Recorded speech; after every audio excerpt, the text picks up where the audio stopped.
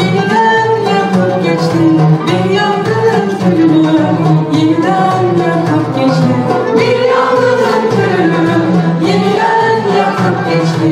Bir yangının külünü yeniden yakıp geçti. Madem ki son şarkının kırık bir güftesiydin, madem ki son şarkının kırık bir güftesiydin, niçin yarım bıraktın, neden bırakıp geçtin? Niçin yarım bıraktın, neden bırakıp geçtin? Bir yangının külünü yeniden yakıp geçtin. Bir yangının külünü yeniden yakıp geçtin. Bir yangının külünü yeniden yakıp geçtin. Bir yangının külünü yeniden yakıp geçtin.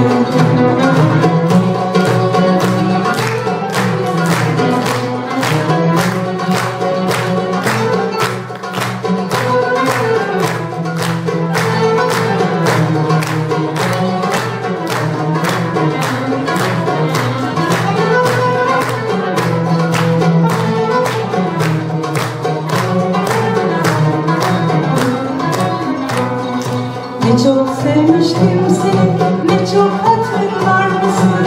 Ne çok sevmiştim seni, ne çok hatırlar mısın? Aşığın yollarından ses versen duyar mısın? Aşığın yollarından ses versen duyar mısın? Aşığın yollarından ses versen duyar mısın? Aşığın yollarından ses versen duyar mısın? Hala beni düşünür ve hala ağlar mısın? Hala beni düşünür ve hala ağlar mısın? Bir bahar seni gibi yolumdan akıp geçti. Bir bahar seni gibi yolumdan akıp geçti. Bir yangının külünü yeniden yakıp geçti. Bir yangının külünü yeniden yakıp geçti. Bir yangının külünü yeniden yakıp geçti.